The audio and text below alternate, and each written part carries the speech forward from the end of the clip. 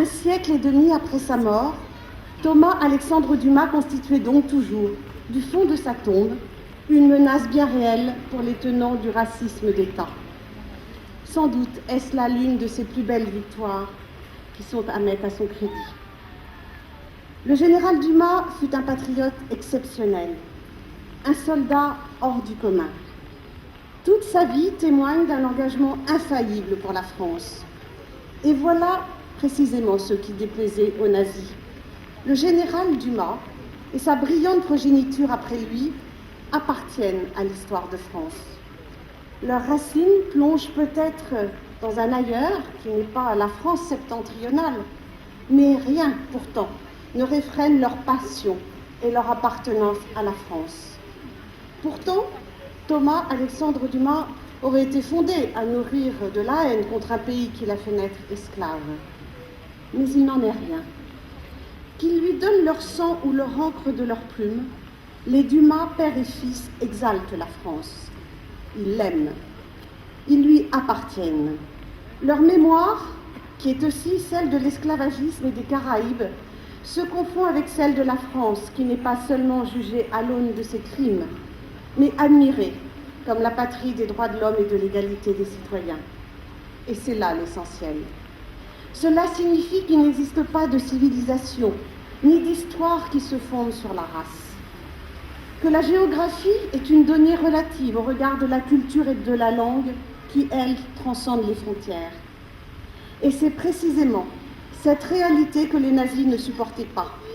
Ils ne supportaient pas que la France reconnaisse comme l'un des siens un homme à la peau foncée. Un homme né esclave, d'une mère esclave.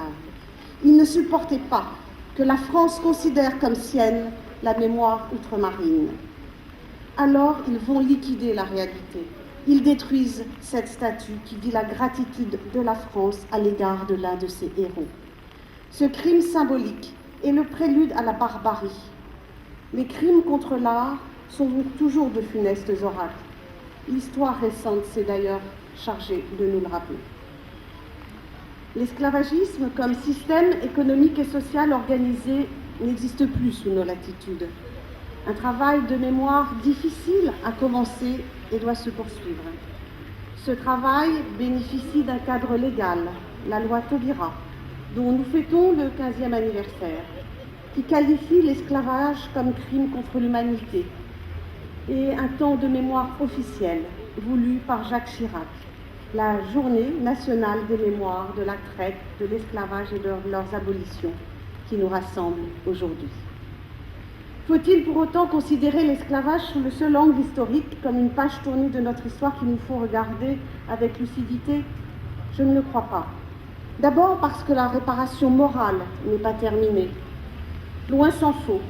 Et ensuite et surtout parce que l'esclavagisme est la partie d'un tout qui demeure, le racisme. Le racisme est à la fois la raison d'être et la caution intellectuelle de l'esclavage. Sans doctrine raciste, il n'y a pas de traite d'êtres humains. Le racisme perdure. Pire, il se banalise. Il est l'égout dans lequel se déversent les peurs et les inquiétudes de nos sociétés. Le racisme ordinaire ne choque plus autant que par le passé. L'histoire de l'esclavagisme prend dès lors toute son importance. L'horreur qu'ont vécue des millions d'hommes et de femmes doit être enseignée à l'école et transmise aux plus jeunes, pour que chacun comprenne jusqu'où peut mener le rejet de l'autre. J'ai d'ailleurs lu récemment le témoignage d'un professeur d'histoire confronté à l'intolérance, au point que ses élèves refusaient d'assister à son cours consacré à la Shoah. Au lieu de baisser les bras, il a choisi d'accompagner ses élèves à Auschwitz. Il n'a pas eu besoin de mots. C'est par le regard, par les sensations que les consciences se sont forgées, qu'elles se sont ouvertes à l'autre, non plus perçues comme concourant d'adversité, mais comme faisant partie d'un tout, l'humanité. Le silence et le froid d'Auschwitz ont ramené la fraternité dans la salle de classe de ce professeur admirable. Je crois que la même pédagogie de l'exemple et du respect doit prévaloir à propos de l'esclavage. L'esclavage est une atrocité abominable commise contre un peuple, mais c'est aussi un crime perpétré à l'encontre de l'humanité tout entière. Cette intimité entre le particulier et le général est constitutive de la dignité humaine. Cette intimité est la seule susceptible de mettre à côté le descendant d'esclaves et celui du système d'oppression. L'idée n'est pas de prendre une revanche illusoire, mais de considérer avec Victor Hugo que la liberté commence là où l'ignorance finit. C'est dans la compréhension du passé, de tout le passé, que peut se forger un avenir meilleur. Je vous remercie.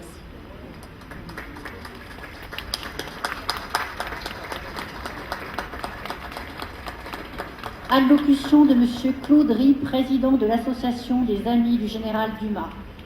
Mesdames et messieurs les élus, mesdames et messieurs les présidents d'associations, notamment les présidents d'associations qui soutiennent cette manifestation que je tiens particulièrement à saluer, et chers amis fidèles à cette commémoration. En ce 10 mai 2016, alors que nous sommes rassemblés pour la 7e fois consécutive, afin de commémorer la fin de l'esclavage, devant ce monument dont l'artiste qui l'a fondu en Normandie, mon ami Driss Sanz Arsidet, disait non sans humour que c'était un objet lourd, un objet qui fait peur, un objet qui est conçu en un mot pour n'être pas confondu avec un autre. C'est toujours un plaisir nouveau pour moi en ma qualité de président de l'Association des Amis du Général Dumas, l'association qui est à l'initiative de ce rassemblement soutenu par la ville de Paris et la mairie du 7e arrondissement, de vous retrouver, malgré le mauvais temps. Je vous épargnerai les rappels biographiques sur le général Dumas, qui est notre fil rouge aujourd'hui. Il suffit de dire que c'était un homme exemplaire, un homme bien. Même s'il était né dans l'esclavage, il a contribué à écrire l'histoire de France que nous aimons. Et que son nom, comme celui de tant d'héroïnes et de héros ayant une histoire analogue, a été effacé du panthéon national à cause du racisme, de la négrophobie qui gangrène sournoisement et plus que jamais notre pays. Nous sommes à une époque où l'on s'empresse plus volontiers, pour faire monter les sondages populistes, de parler de Jeanne d'Arc que du général Dumas. J'aime bien Jeanne d'Arc, mais Jeanne d'Arc et le général Dumas ont fait la même chose, dans des circonstances comparables.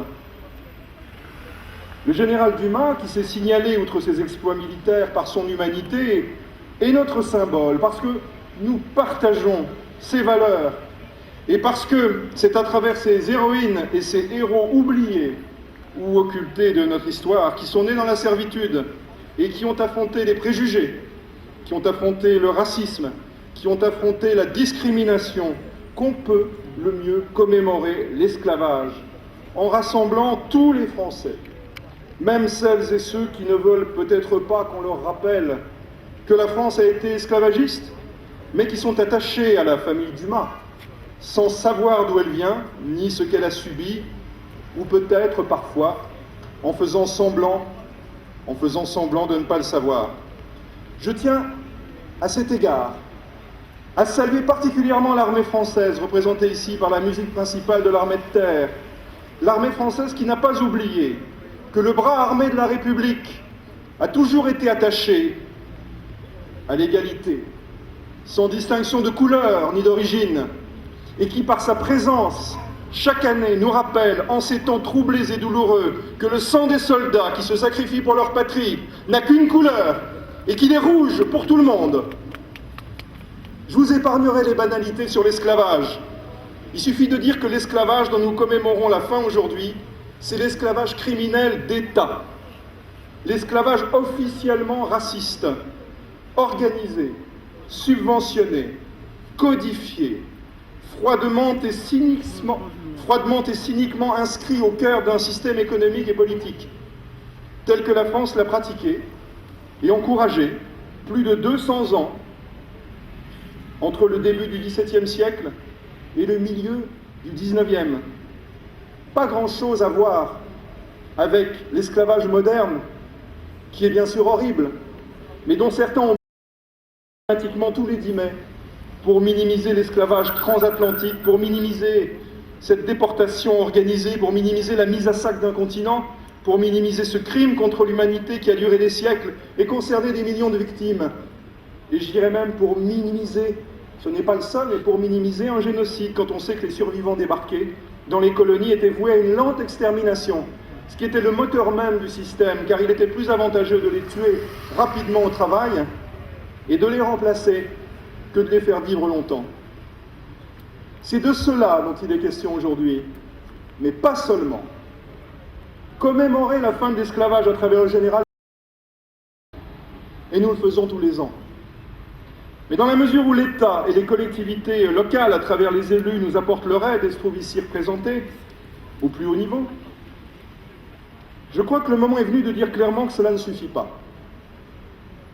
Pour la 7e année consécutive, je dis et je répète que le bâtiment qui se trouve derrière nous, l'hôtel Gaillard, un vaste immeuble désaffecté appartenant à la Banque de France, une institution qui repose à l'origine sur l'esclavage, une institution fondée par une poignée de négriers, c'est comme ça. L'hôtel Gaillard doit devenir un centre d'humain pour rappeler ce que fut ce moment désolant de notre histoire, à travers un musée de l'esclavage qui s'impose à Paris, mais aussi pour mettre en valeur les héros et les héroïnes discriminés de l'histoire de France, dont le général Dumas est l'exemple le plus significatif. Il y en a des dizaines, et les Français ne les connaissent pas. Ainsi Severiano de Heredia, qui fut maire de Paris en 1879 et auquel la ville de Paris et la mairie de cet arrondissement ont rendu un hommage vibrant dans l'indifférence des médias. Voici quelques mois. La ville de Paris a soutenu le propos que je tiens aujourd'hui, en votant quasiment à l'unanimité dans ce sens et en demandant à l'État, dès le mois d'octobre 2014, de prendre ses responsabilités. J'ai écrit au président de la République à la fin de cette même année 2014 pour qu'une mission de préfiguration du Centre d'Humain soit mise en place. 2014. On m'a répondu à la manière de Louis XIV, qui avait une formule majestueuse et bien utile. Je verrai. Le Premier ministre a pourtant fait un pas en déclarant il y a un an, jour pour jour, qu'il était favorable à ce qu'un dialogue s'engage dans ce sens avec la Banque de France. Mais la Banque de France a refusé tout dialogue, refusé toute entrevue, toute discussion, en déclarant qu'elle n'était pas concernée par l'esclavage et qu'elle maintenait son projet. C'est pourtant le président de la République qui a nommé en novembre 2015 le nouveau gouverneur de la Banque de France. L'a-t-il averti du projet de Centre d'Humain? Je prendrai le risque de répondre non. Mais aujourd'hui, nous sommes à la veille d'une élection présidentielle, et il me semble que le moment est venu de faire passer un message à tous les candidats à cette élection présidentielle, y compris au président sortant, candidat ou non, président sortant qui a l'avantage encore de pouvoir agir utilement et justement pendant 11 mois. Ce message est extrêmement clair. Le Centre d'Humain est aujourd'hui appelé par l'ensemble des associations de France concernées par la mémoire de l'esclavage. Ce que je dis et ce que je répète depuis 7 ans est maintenant relayé par plus de 100 ONG, et pas des moindres, dont certaines sont représentées ici, et que nous entendrons tout à l'heure.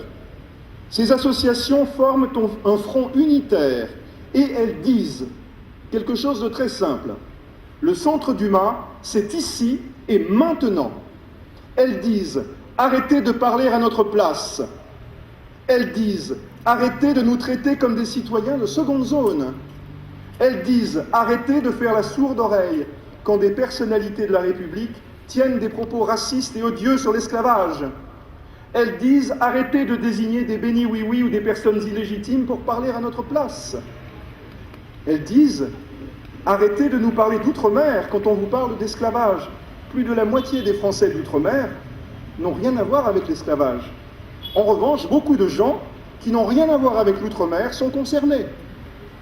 Le temps des kermesses coloniales, des administrateurs qui croient savoir ce qui est bon pour les nègres, puisqu'il paraît qu'on dit comme ça aujourd'hui, le temps du doudouisme, du paternalisme, des journées Zouk Love et Boudin Accra est terminé pour nous.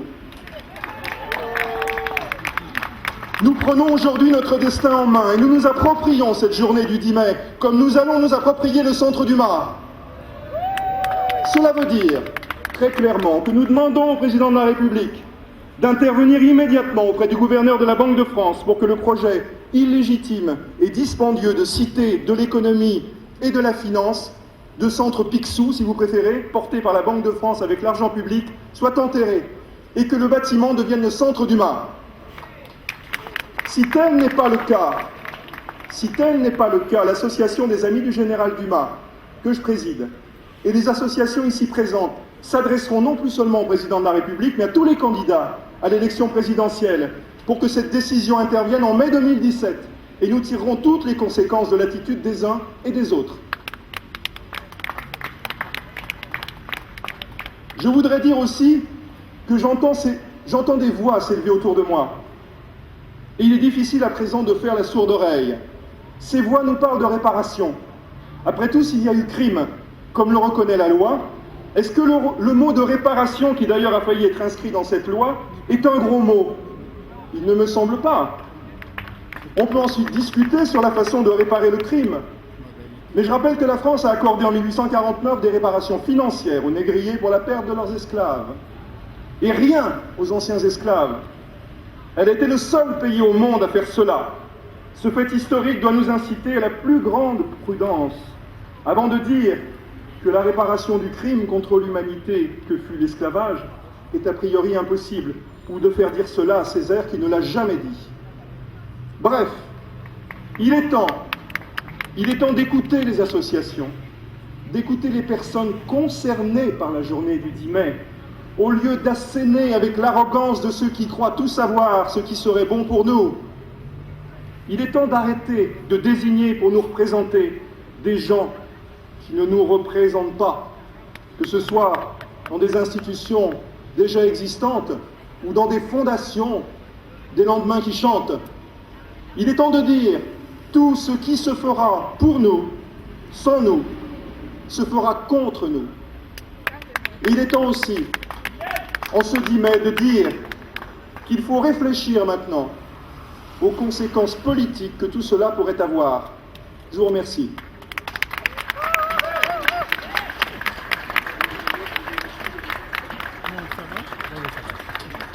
Allocution de Madame Dominique Versini, adjointe à la maire de Paris, représentant la maire de Paris. Bonjour. Madame la maire du 17e arrondissement, chère Brigitte Custer, Mesdames et Messieurs les élus, chers collègues, Mesdames et Messieurs les ambassadeurs, Monsieur le Grand Rabbin, Haïm Korchar, Monsieur le Président de l'Association des Amis du Général Dumas. Il est une date particulièrement importante au sein de notre histoire collective et elle nous réunit une nouvelle fois aujourd'hui. Cette date, c'est celle de l'affirmation du caractère sacré de toute humanité. Cette date, c'est celle qui célèbre l'abdication d'un système barbare fondé sur la hiérarchie entre les peuples et la réduction des membres asservis au rang de propriété privée. Cette date, c'est celle de la victoire de la liberté contre l'oppression, de la fraternité contre le fanatisme. Cette date, c'est celle qui commémore l'abolition de l'esclavage. Aujourd'hui, plus que jamais, je veux me souvenir de ces siècles de servitude qui ont détruit des millions d'hommes, de femmes, d'enfants, qui ont brisé des familles et saigné des nations. Avec vous, je veux m'incliner devant la dignité de ces peuples qui n'ont jamais renoncé à l'espérance face à ceux qui entendaient les priver de leur humanité. Je veux saluer le courage de ceux qui, à l'époque, ont eu le courage de s'élever contre ce système prédateur pour conquérir un avenir plus juste. Je veux remercier tous ceux qui, avec cœur et passion, cultivent la mémoire de ces martyrs et de ces héros qui méritent notre absolue fidélité. Plus d'un siècle après, les familles séparées se souviennent. Les pays dépouillés se souviennent. Les descendants des esclaves se souviennent. Nous devons, nous aussi, nous souvenir. Le monde occidental, qui avait décidé de s'enrichir par le biais d'un système criminel, en arrachant des peuples à leurs terres, en les parquant comme des marchandises dans les cales des bateaux, en les épuisant jusqu'à la mort, ce monde porte aujourd'hui la responsabilité du souvenir. Nous devons perpétuer la mémoire de ces peuples décimés au nom du profit, sacrifiés au mépris de tous leurs droits fondamentaux. Ensemble, nous devons faire face à la vérité si longtemps étouffée. Avec la traite, l'Occident a commis un monstrueux crime contre l'humanité. La France était en première ligne de cette entreprise de déportation. Elle doit aujourd'hui condamner sans réserve ces atrocités. Car si nous célébrons la fin d'un régime inhumain, l'esclavage appartiendra à jamais à notre histoire. Et encore aujourd'hui, dans de nombreux pays d'Afrique et territoires d'outre-mer, des peuples héritiers de ce passé terrible doivent trouver la paix de l'histoire et apprendre à faire une place à leurs fantômes. Leur fardeau, c'est, comme l'écrit Patrick Chamoiseau, la prolifération d'une absence qui est présente et qui imprègne les gens, les pratiques, les comportements. Tout ne s'est pas arrêté le jour où l'esclavage a été aboli. Il a fallu tout reconstruire, des foyers, des cultures, des lendemains. Il a fallu s'en remettre à l'espoir après des décennies de cauchemars. N'oublions pas non plus que l'esclavage existe encore dans de nombreuses régions du monde. Je pense à toutes les formes d'esclavage dit moderne, travail forcé, traite d'êtres humains, mariage contraint ou exploitation sexuelle. Plusieurs millions d'hommes, de femmes et d'enfants seraient concernés à travers le monde.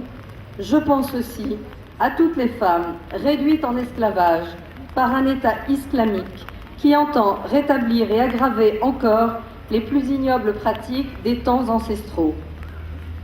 Refuser l'inégalité, se placer dans le camp du progrès, c'est un choix que la vie nous présente chaque matin. Et chaque jour, nous devons choisir entre l'ouverture et l'exclusion, entre la haine et la tolérance, dans un monde où certains font tout pour nous opposer les uns aux autres. Nous ne nous prémunirons contre ces divisions qu'en cultivant une éthique particulière, véritablement complexe, une éthique capable de nous porter vers l'autre, d'installer la différence comme brique fondamentale des aventures du vivant. Je vous remercie.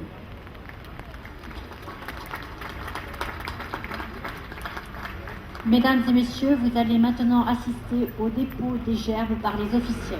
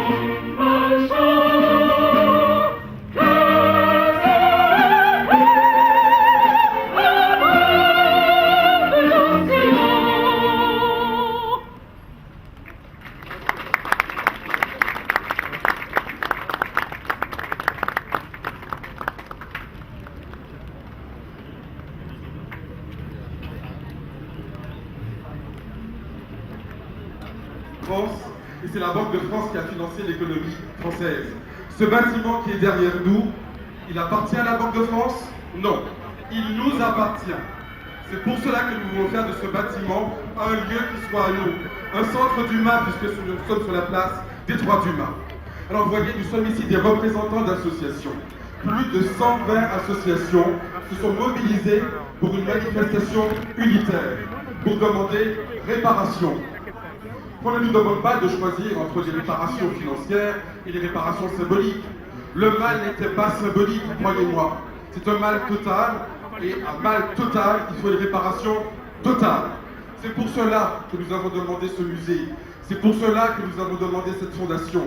Et si M. Hollande en parle aujourd'hui, ce n'est pas par gentillesse, c'est parce que nous l'avons arraché, mais nous serons vigilants pour vérifier que jusqu'au bout, les choses se font comme il faut. Et nous disons bien sûr que cette réparation n'est qu'un premier pas, car cela ne suffit pas. Il faut la réforme agraire pour les paysans sans terre de l'outre-mer. Il faut aussi sortir du CFA. Il faut aussi évidemment l'annulation de la dette. Il faut aussi que la rançon extorquée au peuple haïtien soit rendue au peuple haïtien. Nous avons tout un programme de réparation. Ce qui a été annoncé n'est qu'un premier pas, mais nous avons besoin d'aller jusqu'au bout de nous-mêmes, jusqu'au bout de l'égalité, et nous ne sommes pas disposés à transiger. Et donc ce rassemblement, et je remercie Claude Rive, c'est le rassemblement de l'égalité, c'est le rassemblement de l'espoir, c'est le rassemblement de la réparation. Aujourd'hui, tout le monde est pratiquement pour les réparations. Même les anciens qui étaient contre commencent à comprendre que le vent a tourné. Nous avons le Conseil de l'Europe qui a dit oui aux réparations. Nous avons les associations qui depuis des siècles militent pour la réparation. Nous avons le Conseil des rois et souverains d'Afrique qui demande la réparation. Aujourd'hui, c'est la question incontournable. On ne peut pas passer à côté. Refuser la réparation, ce serait se rendre coupable de complicité de crimes contre l'humanité. Ce serait protéger les intérêts des négriers encore aujourd'hui. Par conséquent, c'est une chose insupportable que de botter en touche de ne pas y répondre. La réparation, elle aura lieu, elle commence par nous-mêmes, et c'est pour cela que nous devons revenir l'année prochaine, non pas ici, mais en face, et ce serait une insulte absolument insoutenable que l'on fasse un musée de la finance ici. Les financiers ont mis en place l'esclavage, et on voudrait à la place d'un musée de l'esclavage faire un musée de la finance. Ce musée n'aura pas lieu, je vous le dis. Et donc je ne sais pas quelle malédiction s'abattra sur ce musée si ce n'est pas un musée de l'esclavage, un centre d'humain avec le centre des cultures d'Afrique. Nous aurons nous-mêmes à définir ce qu'il faut faire, mais ce sera une malédiction, je vous le dis, si ce musée porte sur la finance. C'est inacceptable. Donc rendez-vous l'année prochaine, non pas ici, mais de l'autre côté. La réparation est en marche. Je voudrais demander à Dominique Sauveau, qui avait une si belle gerbe, de venir s'exprimer à son tour au nom de l'association SOS Racisme qu'il préside. Merci Dominique. En quelques mots, d'abord, merci à Claude Rive pour organiser cette cérémonie depuis maintenant 7 ans, en tout cas c'est la 7e édition. Effectivement, nous nous tenons ici, et je reprendrai quand même des mots qui ont été prononcés tout à l'heure, sur une place qui avant était ornée de la statue du général Dumas. Certes, les nazis ont enlevé cette statue, l'ont détruite, parce qu'il leur était insupportable de voir un nègre trôner sur une place parisienne, et sans doute cela leur évoquait-il la France. Mais il se trouve que lorsque les nazis ont enlevé cette statue, il y avait encore en France des colonies, il y avait encore en France du travail forcé qui ne fut qu'aboli en 1946.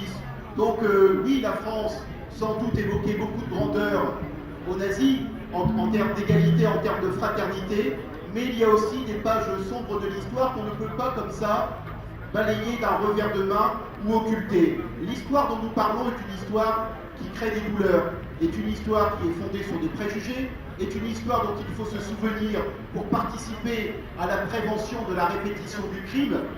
Et il me semble, parce que je ne vais pas être trop long, beaucoup de choses ont été dites notamment par Louis-Georges, que je comptais dire, mais il me semble que cette histoire de cet hôtel Gaillard, que la Banque de France voudrait transformer en cité de la monnaie et de la finance, c'est une forme de crachat à la gueule. Parce que très honnêtement, comment peut-on encore avoir aujourd'hui l'indécence de faire ce type de proposition alors même qu'il y a un projet de centre Dumas et de musée de l'esclavage?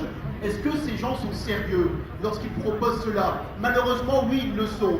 Et ils le sont parce qu'en réalité, quels que soient les grands discours que l'on peut entendre sur la question de l'esclavage, et on en entend beaucoup dans la journée du 10 mai, le reste du temps beaucoup moins, de personnes qui nous expliquent à quel point l'esclavage était mal, à quel point à l'époque ils auraient participé à la lutte de l'émancipation des esclaves. Eh bien, lorsque l'on se rêve en 2016 comme étant des participants à la lutte pour l'émancipation des esclaves, il me semble qu'on doit avoir assez de force en soi pour passer un coup de fil au gouverneur de la Banque de France pour lui demander de faire un musée. Il me semble que l'abolition de l'esclavage est un peu plus dure à obtenir que la création d'un musée dans un lieu existant. Et donc effectivement, comme il a été dit, cette cité de la monnaie et de la finance sera pour nous un signe fort. Si ce projet continue, eh bien nous saurons ce que veulent dire les mots qui sont prononcés le 10 mai, nous saurons qu'il n'y a là que des onglants discursifs, que des bombes faits de mots hypocrites. Lorsque l'on est saisi par cette histoire, on est pleinement saisi et il y a des actes qui doivent aller avec. Et il est hors de question que dans notre pays, cette question de l'histoire de l'esclavage reste une mémoire cornérisée, que l'on veut cornériser en Guadeloupe, puisqu'on nous dit qu'il y a le mémorial Hague. Ça n'est pas en Guadeloupe que l'on veut un musée de l'esclavage. Il existe, c'est très bien, et il est formidable, c'est ici à Paris, parce que l'esclavage, ça n'est pas que l'outre-mer.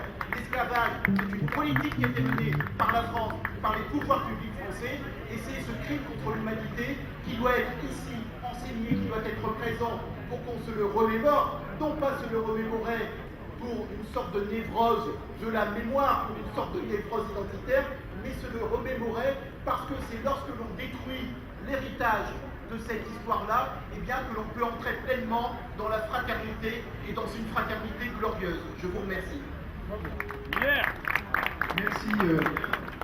Merci à toi, Dominique. On a un petit souci tout à l'heure avec nos amis qui sont pleinement avec nous, de la brigade de anti-négrophobie qui ont eu, parce qu'ils abordent un t-shirt qui était assez bien et des problèmes pour rentrer, c'est pas notre fait. Ils auront l'occasion de s'exprimer, de montrer leur t-shirt dans un instant, et je rappelle que nous sommes en direct et qu'il y a pas mal de gens qui nous regardent. Mais je voulais, avant cela, vous permettre d'avoir une petite pause musicale. Petite pause, notre ami Pascal Olidol va nous donner l'hommage dans un instant, mais il y a un militant ici qui est un militant historique. Avant qu'on passe à la musique et qu'on rompe un peu la solennité de cette soirée, je voulais donner la parole à un homme que je n'ai pas découvert, mais enfin dont les livres sont mes livres de chevet. C'est quelqu'un de très intéressant qui est la mémoire vivante de toutes ces années qui ont amené à la loi sur la commémoration de l'abolition. Il sait plein de choses là-dessus. Et il s'appelle Hassani Fassassi, c'est quelqu'un de remarquable, le président du COFAD. Il soutient lui aussi depuis longtemps ces combats, parce qu'il faut savoir qu'on a toujours tendance à penser que les combats que l'on mène, d'autres ne les ont pas menés avant, et c'est comme ça qu'on n'avance pas, c'est comme ça qu'on piétine. Ces combats que nous menons aujourd'hui, il y a Hassani Fassassi, il les mène depuis longtemps, et je voudrais maintenant lui donner la parole. Merci. Tout d'abord, je tiens à remercier le public, malgré l'intempérie, malgré ce temps, pas pourri, mais un beau temps. Effectivement, comme vient de le dire Claude Ribes, la traite négrière transatlantique est un cas spécifique. Le 10 mai doit l'être également. Tout à l'heure, il y a un jeune homme qui nous posait la question sur l'esclavage. Quelle est la différence entre l'esclavage et la traite négrière? Justement, c'est pour qu'on puisse en avoir que le combat que mène Claude Ribes, ici même, et surtout pour que la banque, ce bâtiment de la Banque de France puisse devenir un lieu de rencontre un lieu d'études, de recherche. Si on peut avoir ce bâtiment, la réponse à ces différentes questions seront traitées là. Mais retenez une chose. De tous les pays esclavagistes occidentaux, de toutes les nations occidentales qui ont pratiqué la traite négrière, la France est aujourd'hui la première, pour ne pas dire l'unique, qui a reconnu la traite négrière comme crime contre l'humanité. C'est une avancée et c'est un honneur pour cette même France. De la même façon qu'elle a été en son temps la nation qui a codifié à travers le Code noir la traite négrière, c'est aussi aujourd'hui nous, grâce au combat, au militantisme de certains, c'est la même France qui a reconnu la traite négrière comme crime contre l'humanité. Mais ce n'est pas suffisant. C'est bien de le reconnaître. Qu'est-ce qu'on va mettre dedans? Il y a une différence entre l'esclavage et la déportation. Tout le combat est là, les mots sont là. Quand on dit les descendants d'esclaves, le mot est impropre. Les Guadeloupéens, les Martiniquais, les Guyanais, les Réunionnais et tout ce qu'on appelle Outre-mer ne sont pas des descendants d'esclaves. S'ils étaient des descendants d'esclaves, on l'accepterait. Ce sont les descendants des déportés. Une seconde avant que leurs aïeux ne soient kidnappés, les aïeux étaient des forgerons, c'était des cultivateurs, c'était des poètes, c'était des chefs d'entreprise, c'était des philosophes. Donc c'est impropre de continuer à nous appeler les descendants d'esclaves. Imaginez un instant, quelqu'un qui a été pris en otage, il reste quelque temps entre les mains de ses joueurs. Quand il est libéré, on ne va pas continuer tout le temps à dire c'est le fils de l'ex-otage. On ne dit pas ça. Les Antillais, les Guadeloupéens, en tout cas les descendants d'esclaves, comme on dit, c'est un mot impropre. Vous n'êtes pas des descendants d'esclaves, nous sommes des descendants des déportés. Pourquoi dans la loi, dites la loi Christiane Taubira, il n'y a pas le mot déportation? Pourquoi il n'y a pas le mot réparation? On en parlera. Mais aujourd'hui, nous remercions vraiment tous ceux qui sont ici présents et nous tenons encore à remercier Claude Rive qui nous a donné cette opportunité. Et l'unité est en marche. Nous comptons sur nous tous. Nous comptons sur les non, ceux qui se sentent concernés. D'accord? Mais tous les Français, tous les Européens, l'humanité tout entière est concernée par ce qu'on appelle la traite négrière transatlantique. Je vous remercie. Je vous remercie. Merci à Sally. Nos amis des regards anti-négrophobie sont là. Ils n'ont pas de t-shirt pour moi, sinon je l'aurais mis, mais ça viendra. On verra, on fera un test, pour voir si j'arrive à passer les portes. Dans un instant, ils s'exprimeront, mais avant, je pense que on ne pas casser l'ambiance, parce qu'on a beaucoup parlé. On se remet un petit peu avec la musique qui adoucit les mœurs, et c'est Pascal Vidal qu'on accueille avec son groupe, Cette Idylle. On est très très heureux, Pascal, que tu viennes jouer pour nous, et on te laisse maintenant la place à la musique. On revient avec la brigade anti-négrophobie tout à l'heure.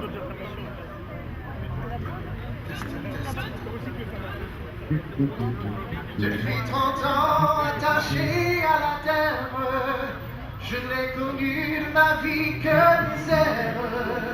Quand baisser dans ma peine, chasser mes pleurs et calmer ma douleur, m'attacher lourd de cause de ma détresse, mais chaque jour je la fais sans faiblesse. Ayez pitié de moi quand Dieu sera là, envoyez-moi une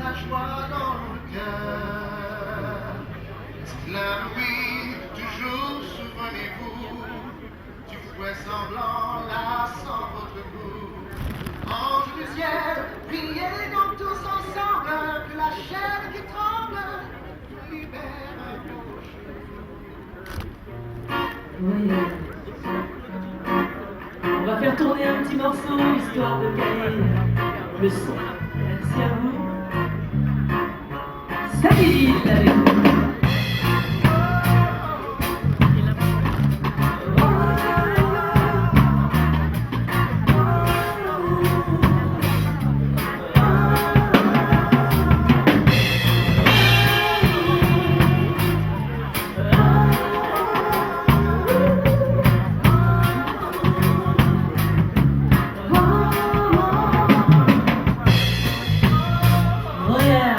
Pendant que les musiciens font tourner le son, je vais faire un bref tour d'horizon. Je vais vous présenter aujourd'hui les artistes.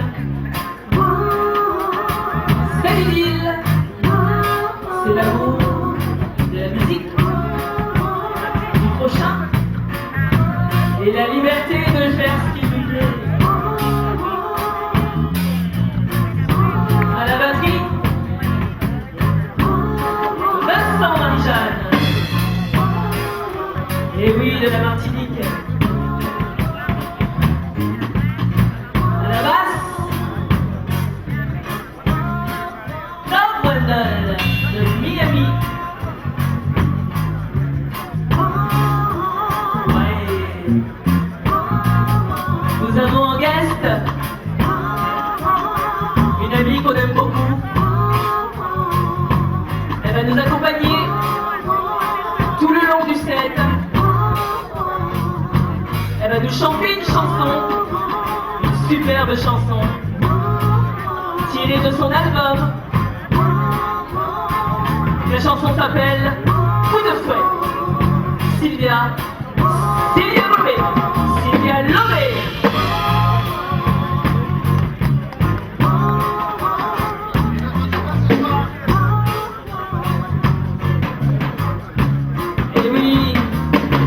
Celui qui écrit les musiques de cette idylle, auteur-compositeur du groupe. On va vous chanter ce soir 3 titres à nous, des titres originaux. Everyone, je suis vivant, on est vivant. Et on est si bien, parce que finalement, on a le soleil dans le cœur. Pascal Le Bidol. Pascal Le Bidol.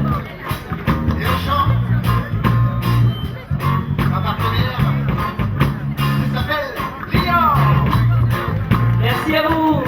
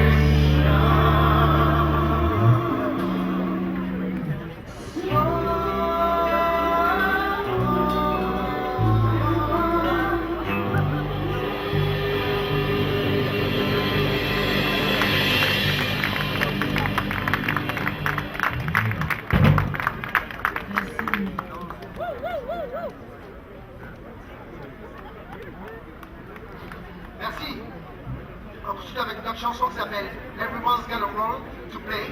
Tout le monde a un rôle à jouer et tout le monde a un mot à dire.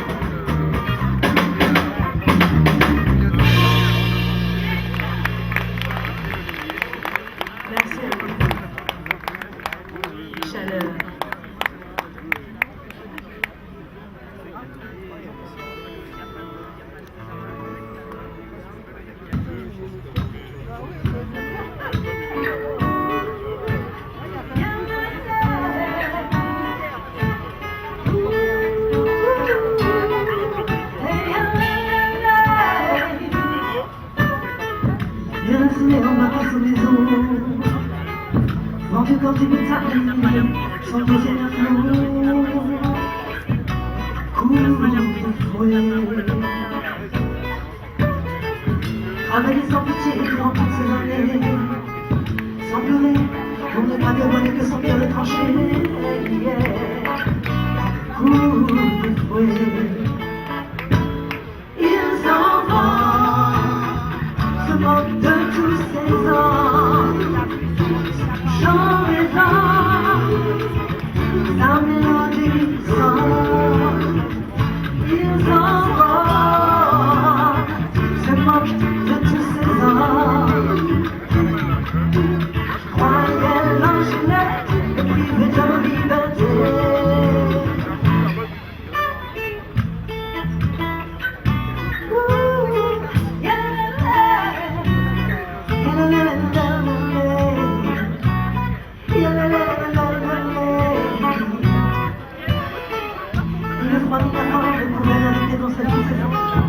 Même les chroniques enragés qui en avaient fait plus d'un, ces coups de fouet. Courir sans faire le même traqué pour chasser, en petit par les mains à la courir, s'en aller plus haut. Coups de fouet. Il s'en va, se moque de tous ses hommes. Chant résonne, sa mélodie sonne. Il s'en va, se moque de tous ces hommes. Croyait l'enchaîner, vivre de liberté.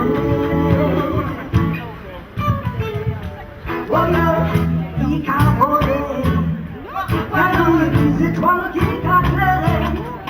Ces petites chansons qu'a résonné, nous a sonné. Comment je t'ai enchaîné, privé, liberté.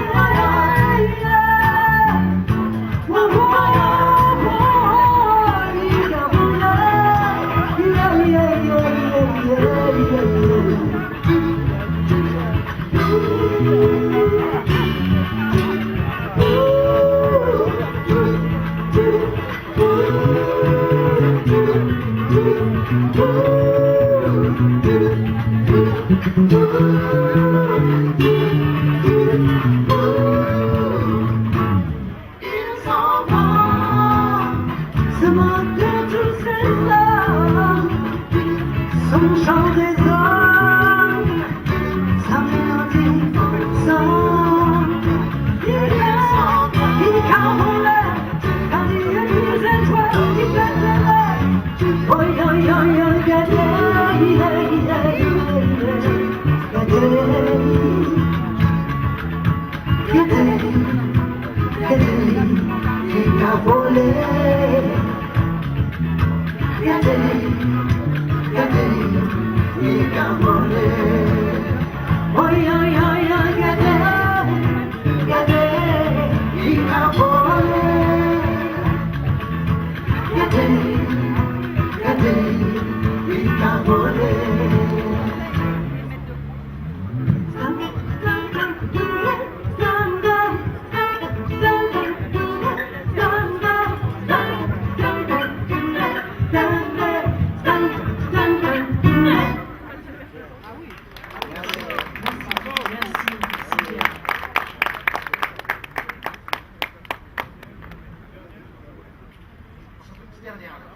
Est-ce que vous voulez participer avec nous, s'il vous plaît?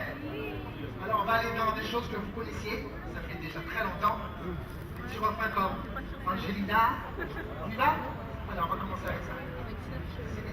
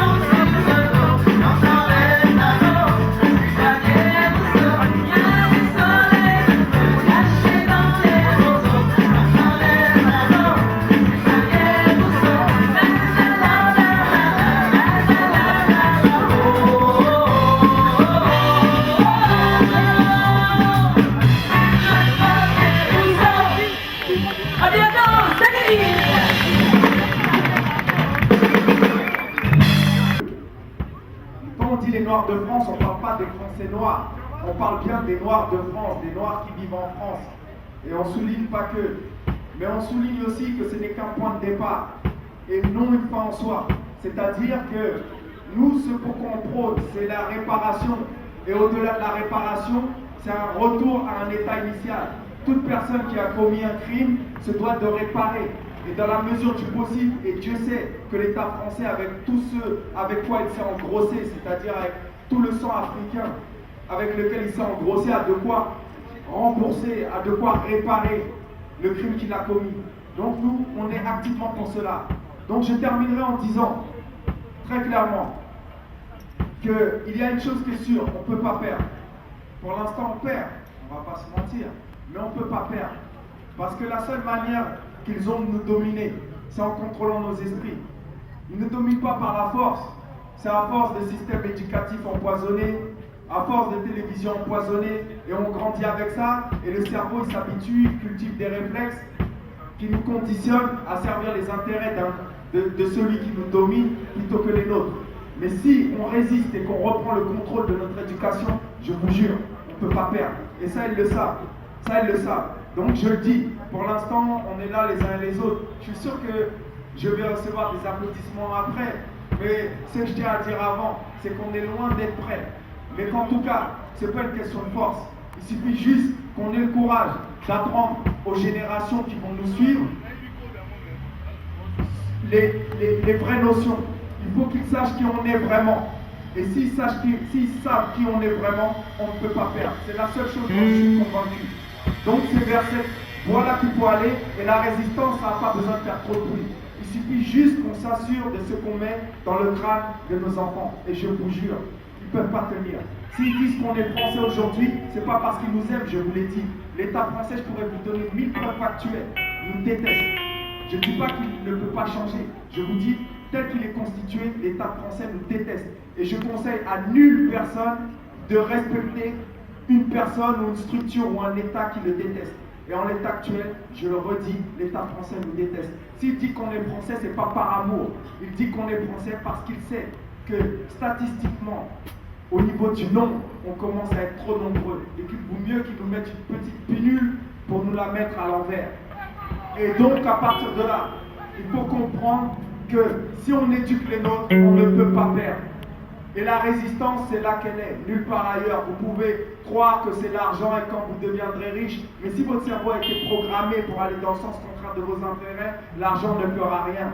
Convaincre, il faut qu'on apprenne les bonnes choses aux nôtres, et croyez-moi, ils ne pourront rien faire, ils pourront mettre l'armée devant, il n'y aura rien. Pour l'instant, on est peu, mais espérons qu'on soit beaucoup. Donc le bâtiment qu'on va avoir n'est qu'un début, loin d'être une fin, et nous on est au-delà des réparations pour un retour à l'état initial. Ils nous ont pris, ils nous ont brisés, ils réparent. Un point, c'est tout.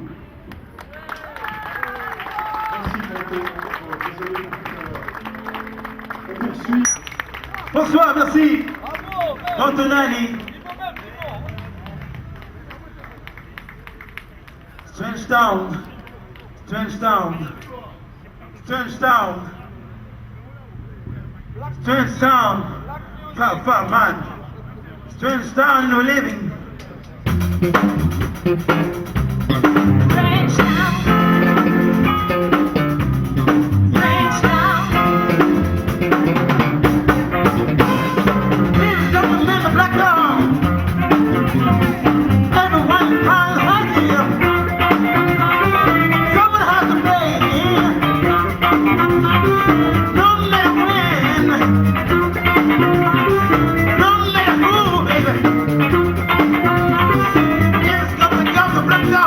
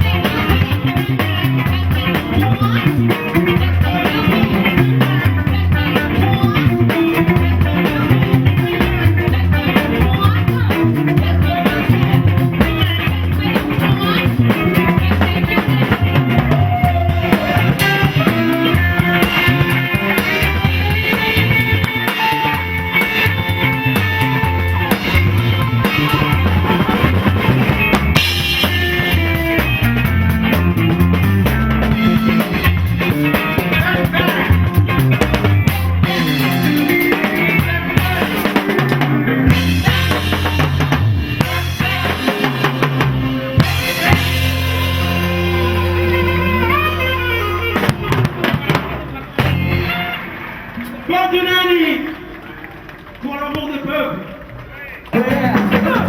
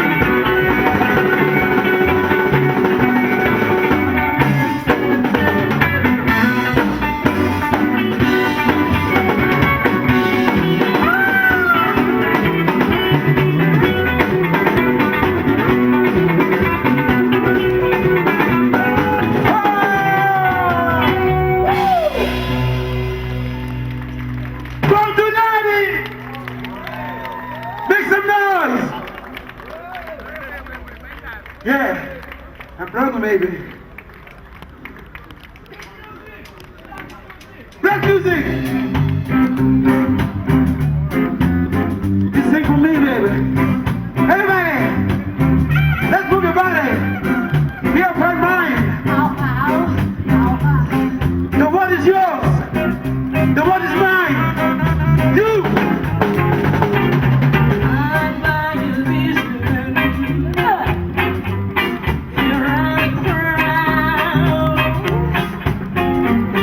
I can't believe my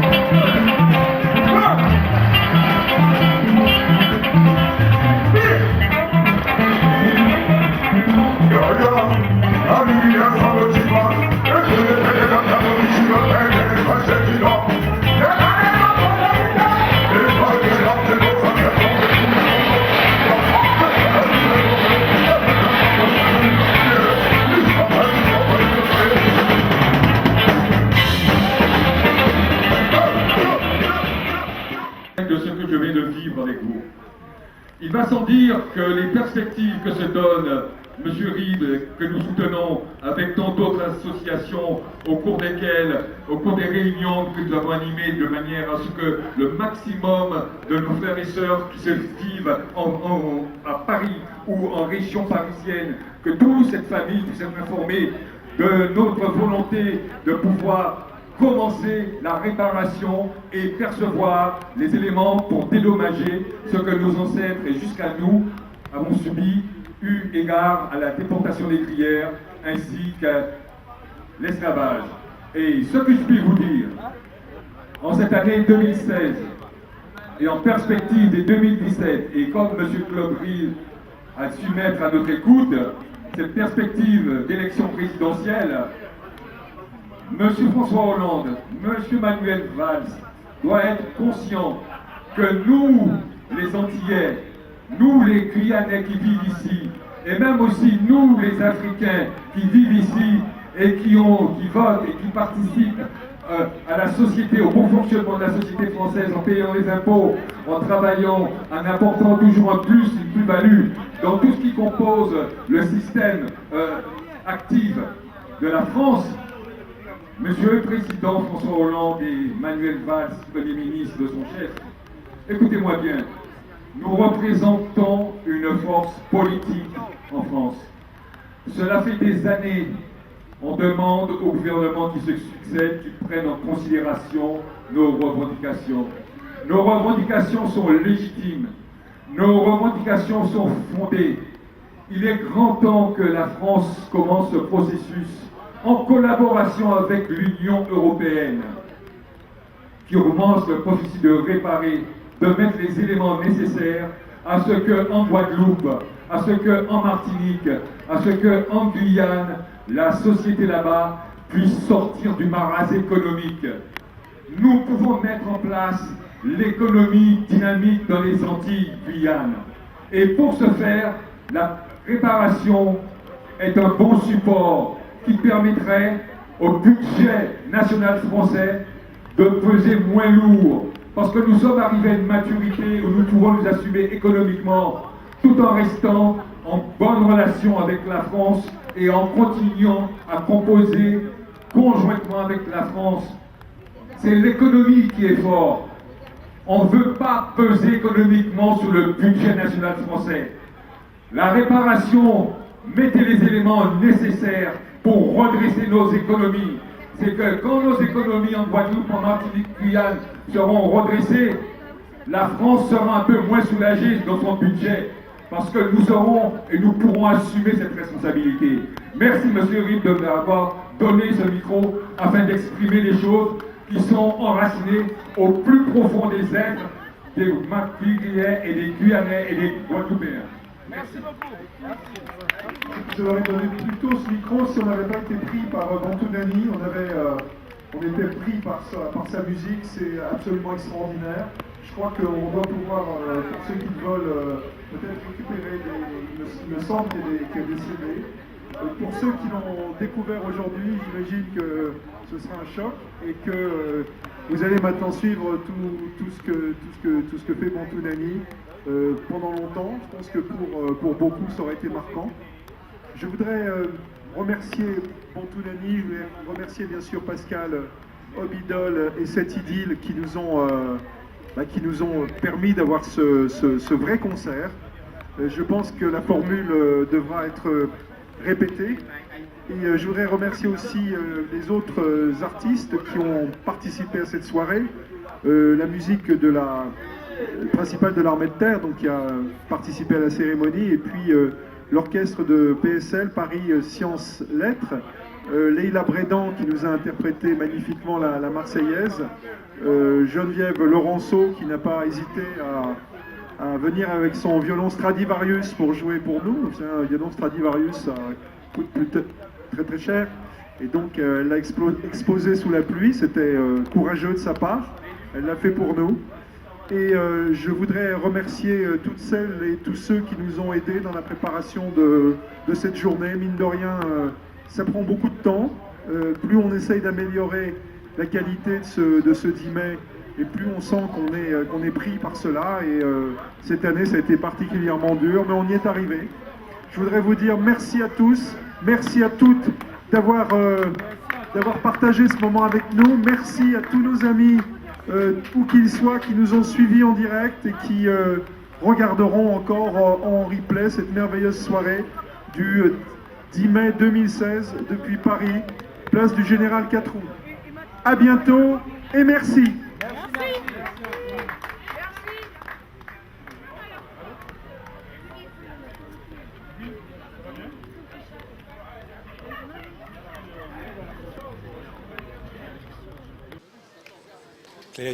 Claire Télévision, un petit mot pour finir. Qu'est-ce que vous souhaitez dire comme message à notre président Hollande pour ce 10 mai? C'est quelle radio? C'est Claire Télévision, une télévision haïtienne, Haïti Média Télé. Ah, vous me donniez les cartes après? Oui, je vous donne les cartes. Ok. Non, ce que nous disons tout simplement à François Hollande, nous ne voulons pas subir ce qu'on appelle 2 poids, 2 mesures. Il y a une loi qui a été votée en 2001 et qui reconnaît la traite négrière transatlantique comme crime contre l'humanité. Dans cette loi, malheureusement, il n'y a pas d'article concernant les réparations. Mais il faudrait que la République française, qui est soucieuse du droit, nous explique comment se fait-il que ce serait la seule loi au monde qui reconnaît un crime et qui soit détachée de la notion de réparation. Voilà. Donc, simplement ce que nous demandons, aujourd'hui, nous, Africains et descendants d'Africains, où que nous soyons, nous souffrons. Au mieux, au pire, nous mourrons.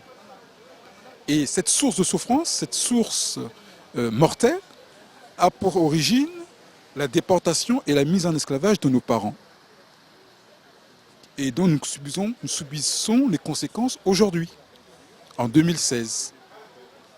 Et les conséquences sont loin d'être terminées. Donc nous, ce que nous souhaitons, c'est que nous croyons à notre pays, la France, nous croyons au droit, d'accord? Et nous disons que le droit, c'est pour tous. Et donc nous, le cœur sur la main sur le cœur, nous disons à François Hollande que nous croyons à la République française, nous savons qu'elle est juste et droite. C'est pour ça qu'on se réfère au droit et nous demandons qu'il y ait une loi qui reconnaît la traite négrière et la déportation de nos parents comme crime contre l'humanité. Eh bien, nous demandons tout simplement réparation. C'est ce que nous demandons. Donc, la réparation prendra multiforme, morale, on est d'accord, juridique, matérielle, voilà, toutes sortes de formes. Et aujourd'hui, nous avons pour objectif d'obtenir cet hôtel Gaillard qui est là en face de nous, qui est vide, pour qu'on en fasse un centre culturel de l'Afrique et des descendants africains, des Antilles, de partout. Qu'on puisse s'exprimer, qu'on puisse avoir un espace à nous, où on puisse effectivement venir et qu'on puisse s'exprimer tout simplement, qu'il soit à nous. Voilà. Donc nous demandons à l'État français de reconnaître ce crime. Ce crime est déjà reconnu, de reconnaître que ce crime soit réparé.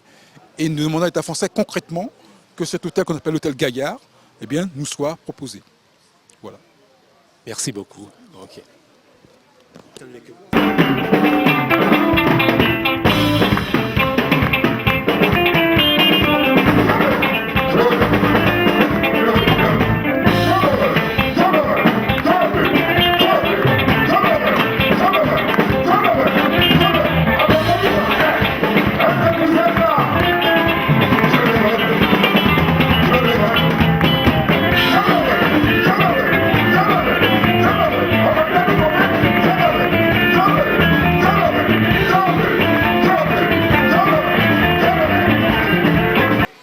dirais une chose. Quittez l'Afrique et travaillez avec l'Afrique. Apprenez à vivre ensemble, nous tous ensemble. L'homme noir est aujourd'hui un afropolitain, on est connecté au monde, nous sommes des négros urbains. Le monde est à nous, le monde est à eux. Il n'y a plus de dualité, il n'y a plus d'antagonie. L'heure de la justice a sonné. Le capitalisme s'est fait avec et par le sang de l'homme noir. Aujourd'hui, il faut savoir rendre et partager. N'est-ce pas l'époque du co-sharing, hein? Je sais que c'est pas facile, tout ça, mais comment vous faites pour vous rendre aussi, c'est vrai, enthousiasmé, comment les gens vous adorent, on vous voit comment ils dansent sur vos musiques. Comment vous faites pour ça? L'amour, l'amour. Quand j'écris une chanson, je pense à tous ces gens qui aimeraient avoir une seconde de joie, une seconde d'amour et comment danser et comment penser différemment. Ma conception de la chose, c'est je danse, je pense, donc je suis. Nous les Bantous, nous les Africains, nous l'homme noir, sans musique, on n'a pas d'âme. Avant tous les dieux, le seul avec lequel on parle, c'est la musique. Dionysos. Je t'en prie, merci beaucoup à vous.